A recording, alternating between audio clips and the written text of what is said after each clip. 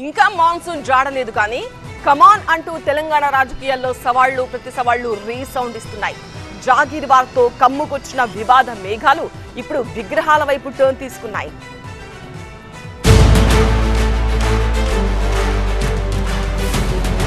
జాగీర్వార్తో హీటెక్కిన తెలంగాణ రాజకీయం లేటెస్ట్ గా విగ్రహాల వైపు మళ్లింది. బీఆర్ఎస్ అధికారంలోకి వచ్చిన వెంటనే సచివాలయంలో ఉన్న కాంగ్రెస్ తల్లి విగ్రహాన్ని, రాహుల్ తండ్రి విగ్రహాన్ని గాంధీ భవన్ కు తరలిస్తామన్నారు కేటీఆర్.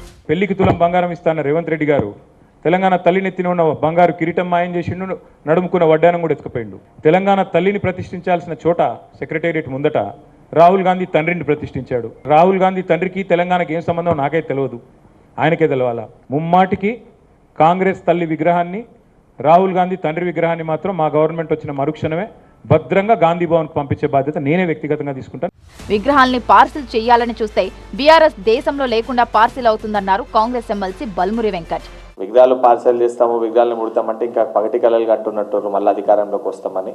తెలంగాణ తల్లి విగ్రహం జోలికి వస్తే తెలంగాణ రాష్ట్రంలోనే కాదు భారతదేశంలోనే వాళ్ళని ఉండనిచ్చే పరిస్థితి లేదు. రేపు పొద్దున జరగరాని ఏదన్నా కేటీఆర్ జరిగితే కూడా మళ్ళీ మా వల్ల జరిగిందనే పరిస్థితికి తెచ్చుకోవద్దని చెప్పి కేటీఆర్కి సూచిస్తుంది. తెలంగాణ నాయకుల విగ్రహాలను ఆంధ్రాలో పెడతారా అని ప్రశ్నించారు కవిత.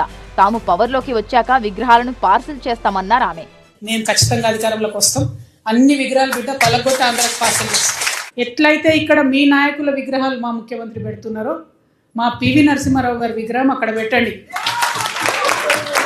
మా జయశంకర్ సార్ విగ్రహం అక్కడ పెట్టండి. మీకు విస్తరించాలనే ఆకాంక్ష ఉంటే ఏ తమిళనాడు కర్ణాటక ఓన్రు కానీ పొరపాటున కూడా తెలంగాణ దిక్కు తిరిగి చూడొద్దని మాత్రం పవన్ కళ్యాణ్ గారికైనా తెలుగుదేశం పార్టీకైనా మేము హెచ్చరిక చేస్తా ఉన్నాం. ప్రాంతీయవాదంతో గాంధీ, అంబేద్కర్ వంటి మహనీయుల విగ్రహాలను కాదనగలమా?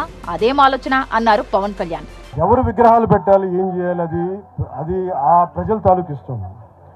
ఇలా మాట్లాడితే గాంధీ గారిని కూడా విగ్రహాలు పెట్టదు, ఎందుకంటే ఆయన గుజరాత్కి చెందిన ఆయన వైశ్య కులానికి చెందిన ఆయన విగ్రహాలు పెట్టకండి అంటారు. దీనికి అంతు పొంతు ఉండదు. అలాంటప్పుడు ఇంకేం మాట్లాడతాను? రేపు పొద్దున అంబేద్కర్ గారి విగ్రహం పెట్టకూడదు, ఆయన కూర్చోబెట్టి ఆయన మహారాష్ట్రని కూడా మాట్లాడతారు. ఇలాంటి ఆలోచన విధానం ఉంటాయి. అలా విగ్రహాల కేంద్రంగా రాజకీయం మరింత వేడెక్కుతోంది.